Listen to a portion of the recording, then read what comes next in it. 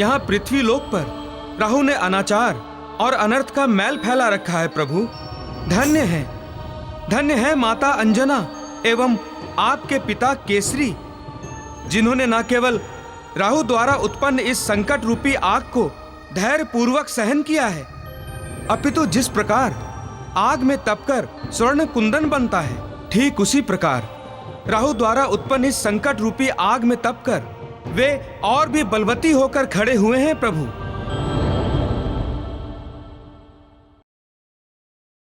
बहुत हो गया भोजन पानी। जितना समय तुम्हें दिया था वो पूर्ण हुआ। चलो काम में जुटो। जब से तू आई है ना, ये काम चोर हो गया है। अरे अरे, मेरे कहने के बावजूद भी तू बैठा हुआ है। उठता है या कोड़ा उठाऊं?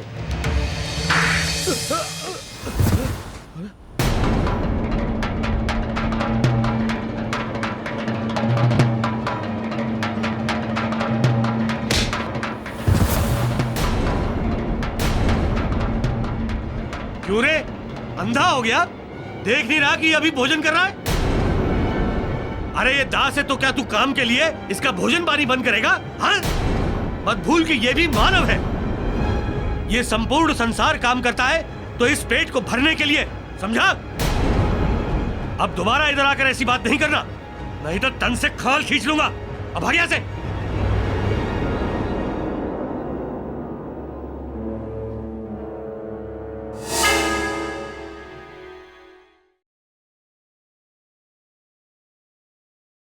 दास, तुम बहुत भाग्यशाली हो कि तुम्हें ऐसी पत्नी मिली है। इसे देखता हूं ना कोलू खींचते हुए तो बहुत दुख होता है, अच्छा नहीं लगता। अच्छा तो मुझे भी नहीं लगता, परंतु इसके अतिरिक्त मेरे पास दूसरा विकल्प नहीं है।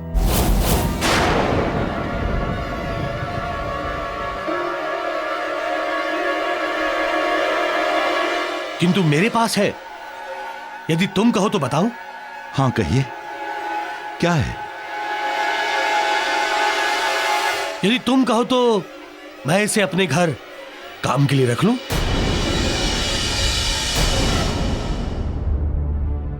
देखो तुम दोनों भले हो इसलिए कहा, अन्यथा मैं किसी को अपनी चौखट भी ना चढ़ने दूं।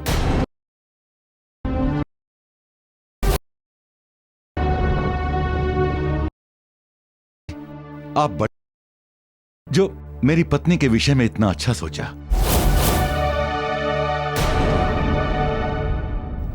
मैं नहीं स्वामी, मैं आपके साथ कोलू खींचकर सुखी हूं। मुझे यहां से नहीं अंजना, तुमने मेरे कारण मेरे लिए बहुत दुख सहे हैं, बहुत संताप झेले हैं। तुम्हें कोई दुख नहीं सहने दूंगा। आज से तुम कोलू नहीं खींचोगी, श्रेष्ठ जी के घर काम करोगी।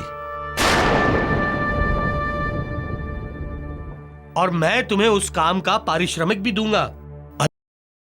जितना कहोगी उतना।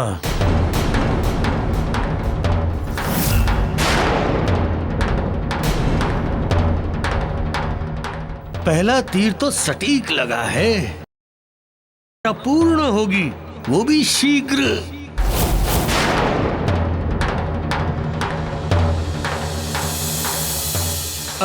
देवी,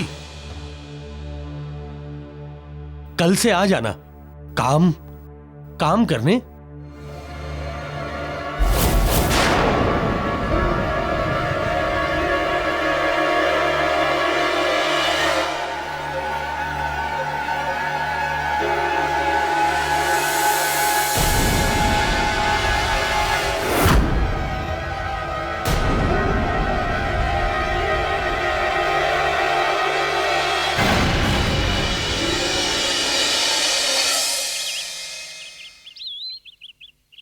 क्यों भाई पहलवान जी, हो गए होंगे पक्के अब तो कुश्ती के दाव पेच सीख के। तो तनिक हमको भी सिखा दो कुश्ती के दो चार दाव पेच। अरे वाह, पहलवानी की शिक्षा ने तो सचमुच तुम्हारे शरीर को हट्टा कट्ठा और तगड़ा बना दिया है। अच्छा है, तेरा ये बाहुबल तेरी बहन की डोली उठाने के काम आएगा। नहीं साहूकार, मेरा ये बाहुबल तेरे लिए मेरी बहन की डोली उठाने के काम नहीं आएगा, और यदि आया भी तो तेरी अर्थी उठाने के काम आएगा साहूकार। दंगल तक प्रतीक्षा करो साहूकार, मैं तुम्हारा ऋण चुका दूंगा। तू दंगल जीत जाएगा, मेरा ऋण चुका देगा।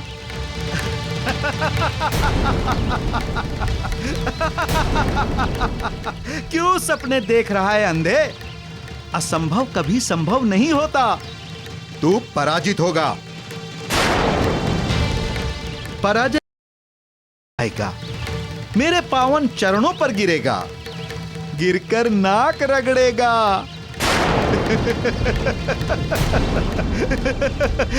गिड़गिड़ाएगा, भिक्षा मांगेगा। साहूकार जी, मेरी बहन से ब्याह कर लो साहूकार जी। मुझे नित्य प्रतिदिन के संताप और अपमान से मुक्ति दिला दो साहूकार जी।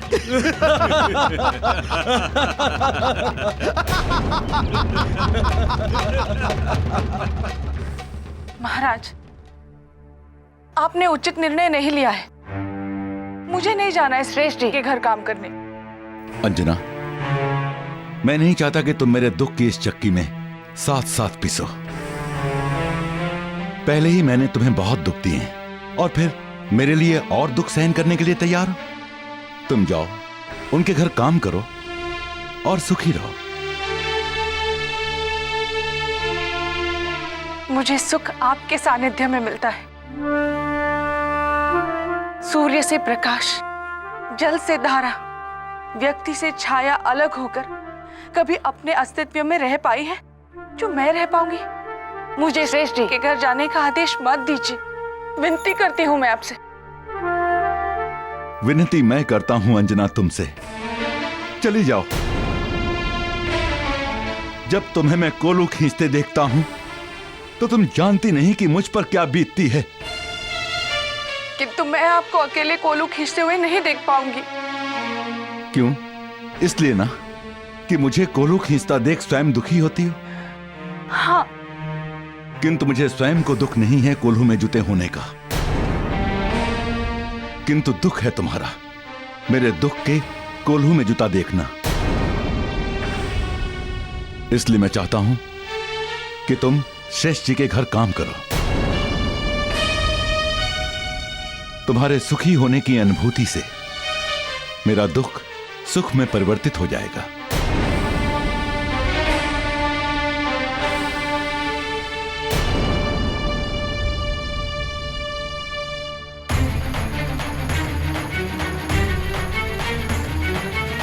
करे ऊपर राहु के दशा,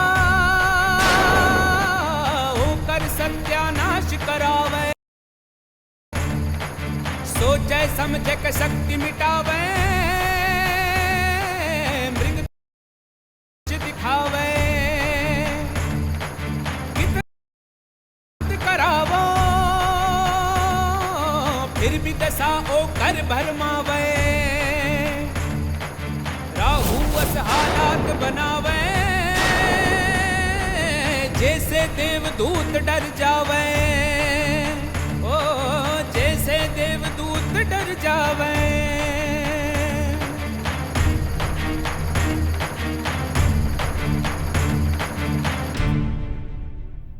साहूकार, मुझे प्रतीत होता है कि दंगल का श्री गणेश मुझे यही करना होगा। अखाड़े में जब होगा तो होगा। मार डाला रे।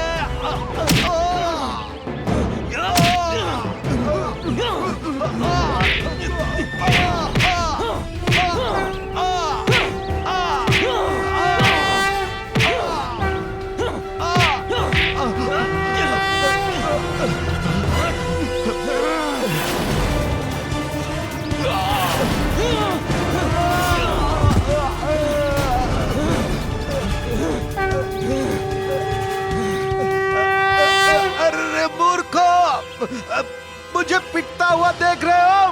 अरे पकड़ के मारो इसे।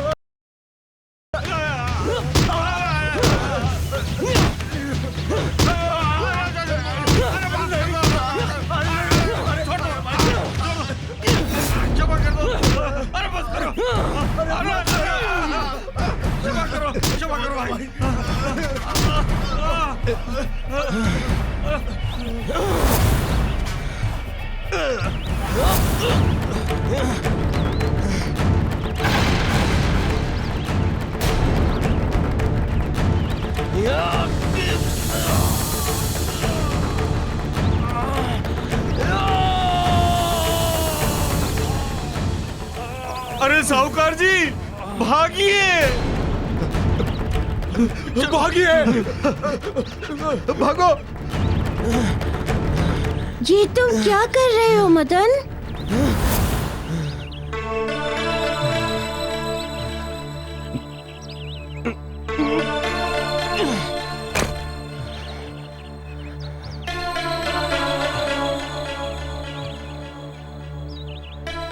कुछ नहीं मित्र, तुम्हारी शिक्षा की परीक्षा दे रहा था। परीक्षा में तुम सफल हुए मदन।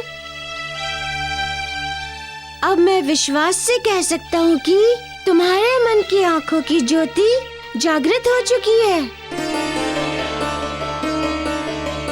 सुनो सुनो सुनो, समस्त ग्रामवासियों सुनो, कल से दंगल प्रतियोगिता आरंभ होने जा रही है, जिसमें 5 गांव के सुविख्यात पहलवान पधार रहे हैं।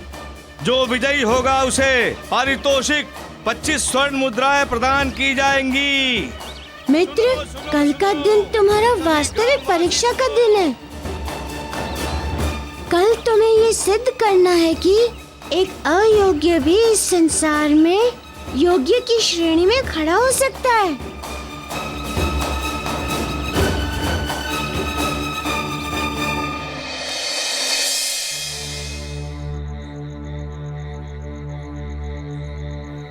दास, तुम बहुत भाग्यशाली हो कि तुम्हें ऐसी पत्नी मिली है। इसे देखता हूं ना कोलू खींचते हुए, तो बहुत दुख होता है। अच्छा नहीं लगता।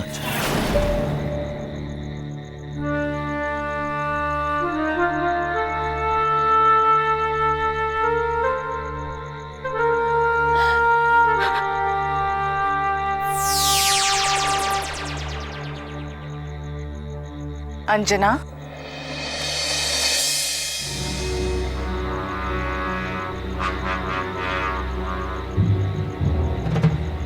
क्या सोच रही हो? सोच रही हूँ कि क्या करो।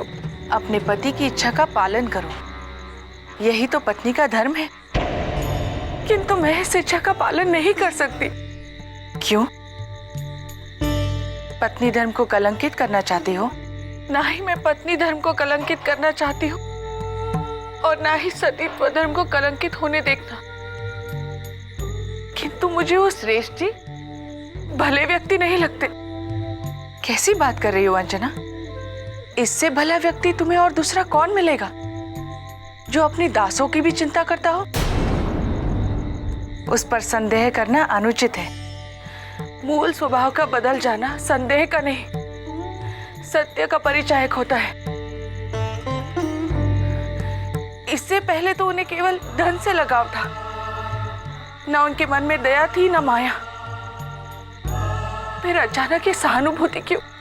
अंजना, तुम्हारे इस विचार की उत्पत्ति में तुम्हारा कोई दोष नहीं है। दोष है तो समय का। बुरे समय में शुभ चिंतक भी षड्यंत्रकारी लगता है और हितैषी भी वैरी। महाराज केसरी और तुम दोनों ही नहीं समझ पा रहे हो कि मैं क्या कहना चाहती हूँ, क्या समझाना चाहती हूँ। हंस का व्यवहार करने से कौवा हंस नहीं हो जाता।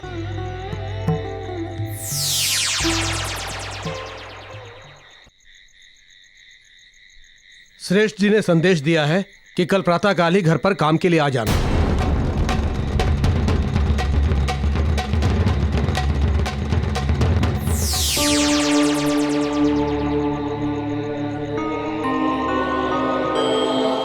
संदेश भी आ गया अंजना।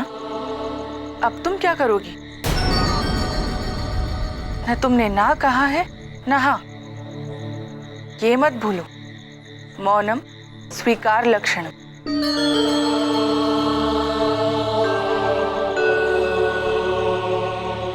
किंतु मुझे ये स्वीकार्य नहीं है, क्योंकि मैं जानती हूँ वो जो कर रहा है सहानुभूतिवश नहीं।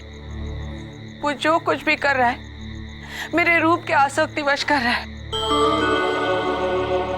उसकी मंशा कलुषित है। मुझे तो कुछ समझ में नहीं आ रहा है कि मैं क्या करूं। पत्नी धर्म को त्यागूं या सतीत्व धर्म को? मैं बुरी तरह फंस चुकी हूँ। ये मत भूलो अंजना कि तुम्हारा पति उसका दास है। कहीं ऐसा न हो कि तुम्हारे अस्वीकार के कारण वो अपने अत्याचार तुम्हारे पति पर और बढ़ा दे। तब तुम क्या करोगी?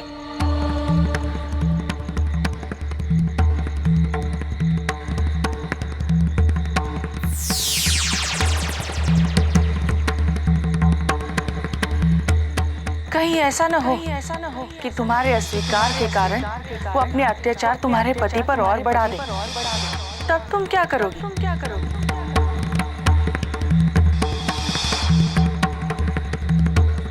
इस धर्म की अग्नि परीक्षा में मुझे पत्नी धर्म तथा स्त्री धर्म दोनों की ही रक्षा करनी होगी।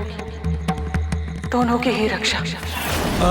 देवी, कल से आ जाना काम करने।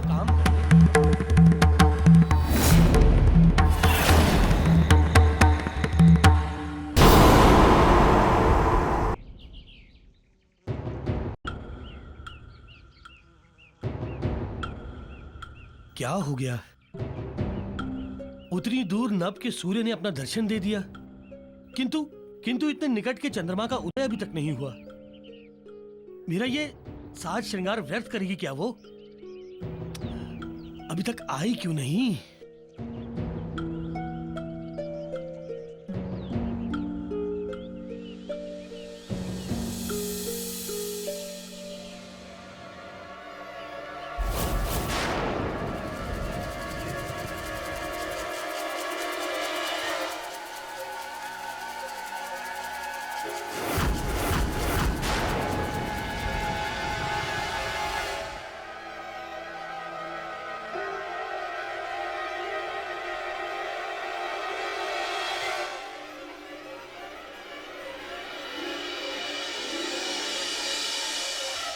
श्रेष्ठ जी, काम तो बताइए।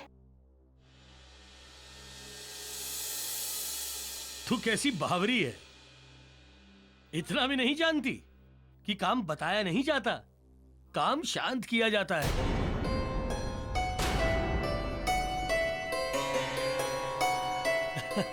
मेरे कहने का अर्थ है कि काम शांति से किया जाता है।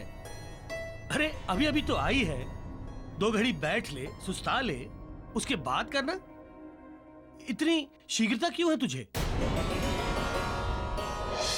नहीं, मुझे शीघ्रता है।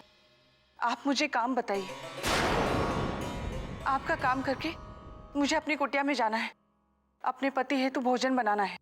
अरे मैं तेरी भावनाओं को समझता हूं। अच्छा सुन, जब तू मेरे हेतु भोजन बनाएगी ना, तो अपने उस दास पति हेतु भी 2 रोटियां सेक लेना।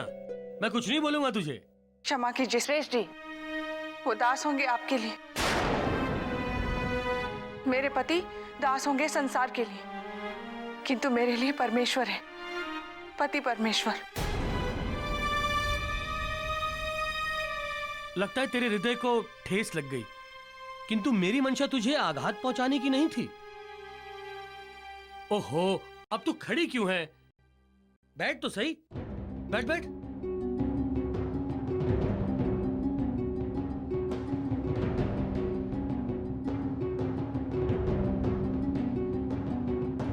देख अंजना, मैं हूं एक व्यापारी मानव और प्रत्येक बात में लाभ हानि की बात सोचता हूं। मैंने तेरे लिए भी एक लाभ की बात सोची है।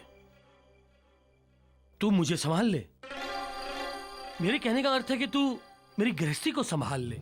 हम दोनों सुखी हो जाएंगे। क्षमा कीजिए सेठ जी, यदि कोई काम नहीं है तो मैं जा रही हूँ। अरे ठीक है, ठीक है, तू एक काम कर, जाकर जल लेकर आ। कंठ सूख रहा है तुझसे बात करने पर। कंठ तर कर लूंगा, फिर कहूंगा विस्तार से अपनी मन की बात।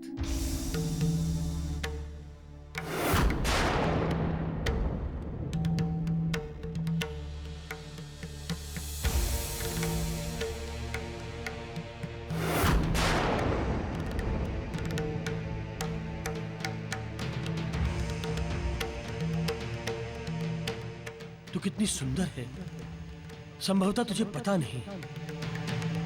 मेरे हृदय से पूछ और मेरी आंखों से देख। एक बात कहता हूं, यदि तू मेरे जीवन में आ जाए ना, तो सच मेरा जीवन मधुबन बन जाएगा।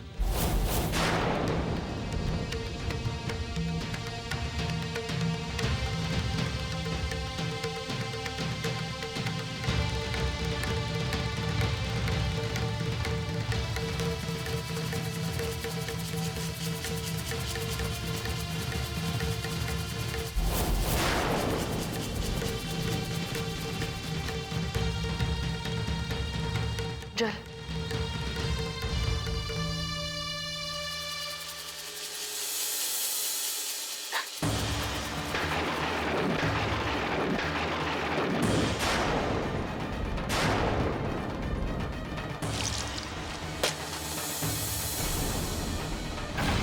श्रेष्ठ जी,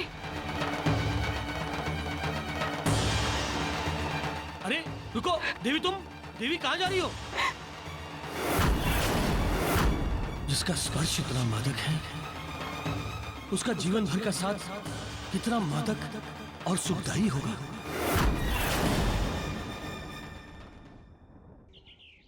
जा पुत्र, मेरा आशीर्वाद तेरे साथ है।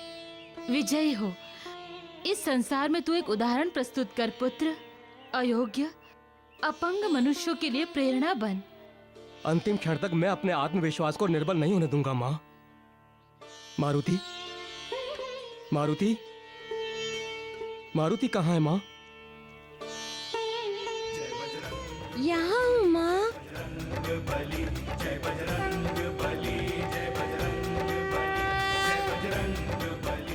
मित्र, मैं तुम्हारे लिए कुछ लेने गया था।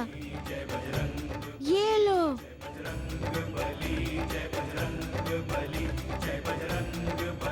मित्र, कहते तो इसे लंगोट है, किंतु वास्तव में ये पहलवानों का आभूषण है। ये पहलवानों की शक्ति भी है एवं उनका रक्षा कवच भी।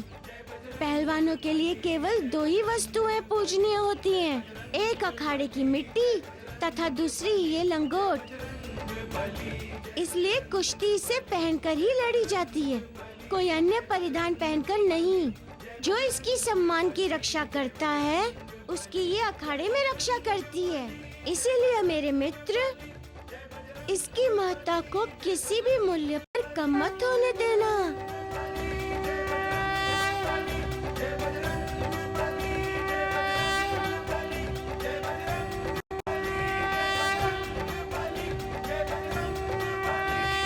नहीं होने दूंगा मित्र। ना ही इसकी महत्ता को कम होने दूंगा और ना ही इसके सम्मान को गिरने दूंगा। मैं सदैव इसे सम्मान दूंगा एवं इसकी पवित्रता तथा गरिमा की रक्षा भी करूंगा।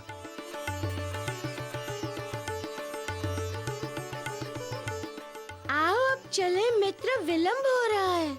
हाँ चलो। अच्छा माँ।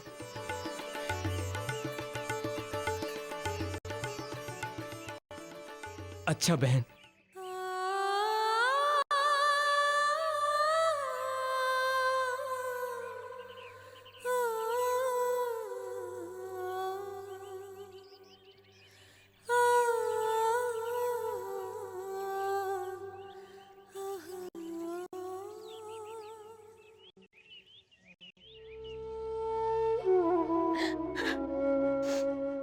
हमारे जीवन में क्या हो रहा है विधाता?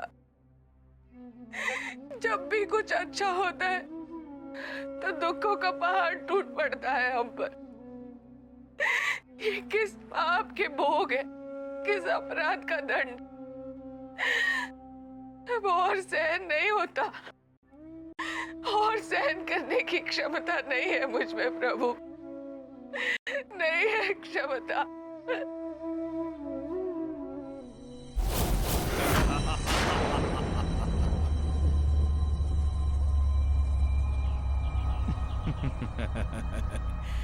अंजना, ये तेरे आंसू तो तेरे दुखों का शुभारंभ है। अभी तो बहुत कुछ बाकी है, बहुत कुछ सहना है तुम्हें, क्योंकि ये मेरी महादशा का समय है और मेरी महादशा में मान सम्मान, धर्म, संबंध सब बिगड़ जाता है, सबके रूप बदल जाते हैं अंजना, जिसका तुम्हें अनुभव होकर भी अनुभव नहीं हुआ है। यही तो करता हूं मैं, और यही मेरी विशेषता है। अंजना, ये क्या किया तुमने? क्या किया है मैंने? देखा देखा केसरी तुमने? कितना कोमल कमजोर हृदय है तुम्हारी पत्नी। अरे एक मिट्टी का पात्र ही तो टूटा है, कोई मूल्यवान वस्तु नहीं टूटी, जिसके लिए आप इतने बहुमूल्य आंसू बहा रही हैं। अंजना, श्रेष्ठ जी ठीक कह रहे हैं। क्या सही है, क्या अनुचित, आप कुछ नहीं जानते स्वामी। अंजना, मैं सब जानता हूं। तुम्हारे कहने से पहले श्रेष्ठ जी ने सब बता दिया है मुझे कि उन्होंने जल मांगा और तुम्हारे हाथों से जल का पात्र टूट गया, तथा अपराध बोध से दुखी होकर तुम ग्लानि से यहां चली आई।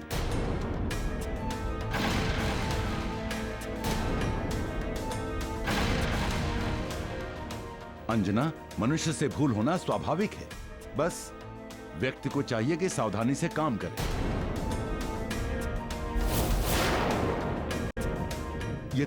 ये तो भला हो श्रेष्ठ जी का, जो तुम्हारी इस भूल के लिए हमें किसी प्रकार का दंड नहीं दिया। और हां, कल से किसी प्रकार की कोई असावधानी नहीं होनी चाहिए। केसरी देवी बुद्धिमान है, समझती हैं बातों को। अच्छा, कल से काम पर आ जाना।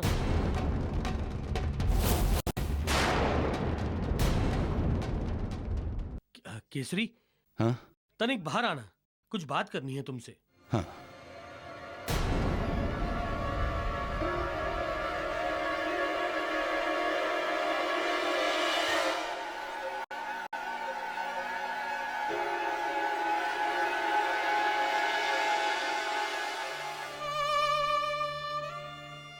क्या हो गया है आपको स्वामी?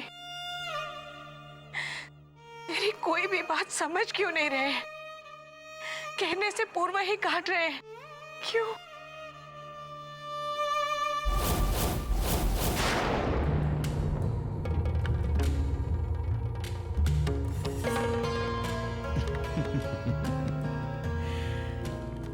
क्योंकि ये राहु की महादशा का प्रभाव है अंजना।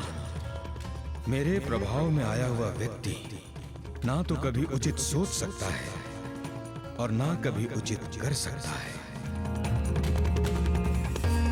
व्यक्ति की बुद्धि भ्रष्ट कर देता हूं मैं। सर्वप्रथम यही तो करता हूं मैं अंजना। ना मति होगी और ना व्यक्ति सदगति के मार्ग पर जाएगा।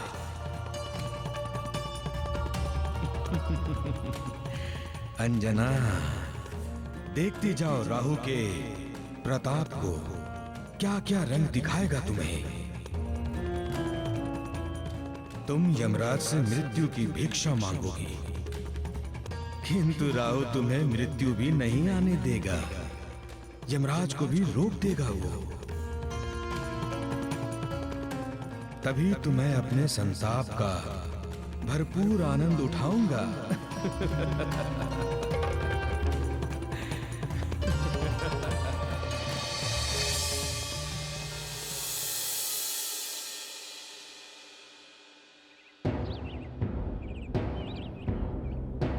सुनो सुनो सुनो, ग्राम वासियों सुनो, कुश्ती प्रतियोगिता अब कुछ ही पलों में प्रारंभ होने वाली है। आज की इस प्रतियोगिता में आज की प्रथम कुश्ती मदन पहलवान और कुंदन पहलवान के मध्य होगी।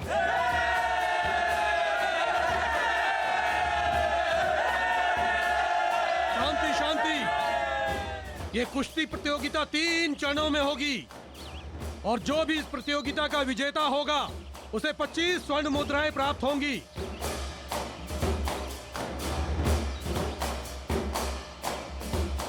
अब मैं अखाड़े में सर्वप्रथम कुंदन पहलवान को आमंत्रित करता हूं।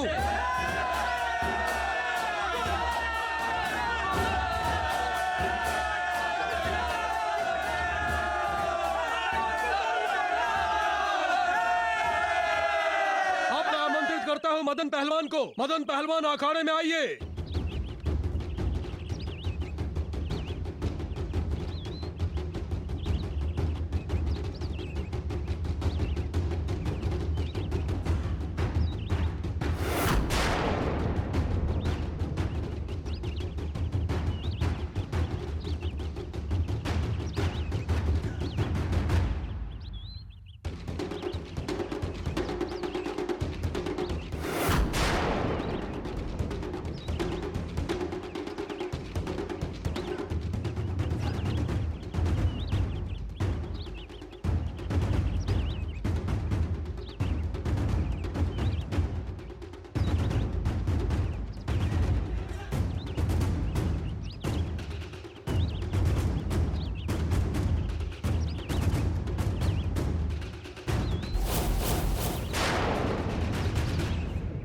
ये अंधा पहलवान नेत्रहीन क्या कुश्ती लड़ेगा?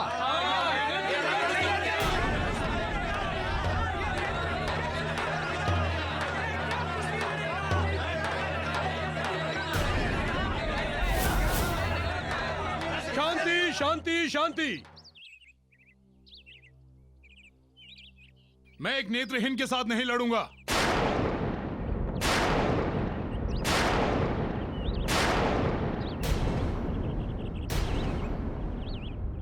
एक पहलवान से लड़ने के लिए अखाड़े में सिर्फ एक पहलवान ही होना चाहिए। मैं नेत्रहीन के साथ लड़कर कुश्ती को कलंकित नहीं करूंगा।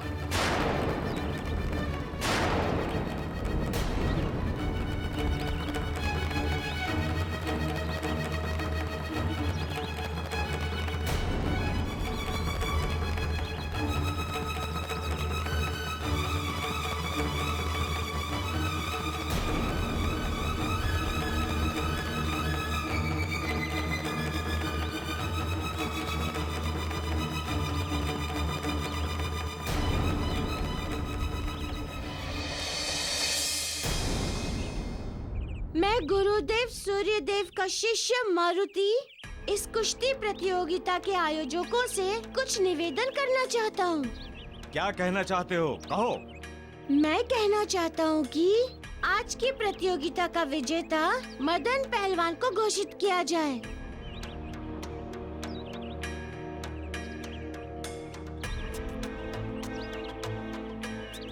वानर बालक, ये नियम के विरुद्ध है। बिना लड़े हम कैसे किसी को विजयी घोषित कर सकते हैं? किंतु नेत्रहीन होते हुए भी मदन पहलवान तो लड़ने के लिए तैयार है।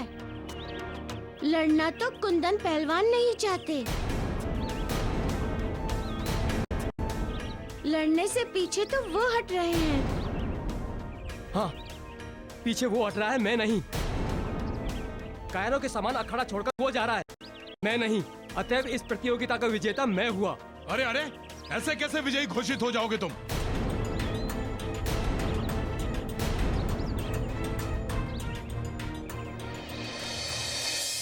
विजय हार धारण करने की इतनी ही प्रबल इच्छा है तो मुझसे लड़कर विजयी होना होगा।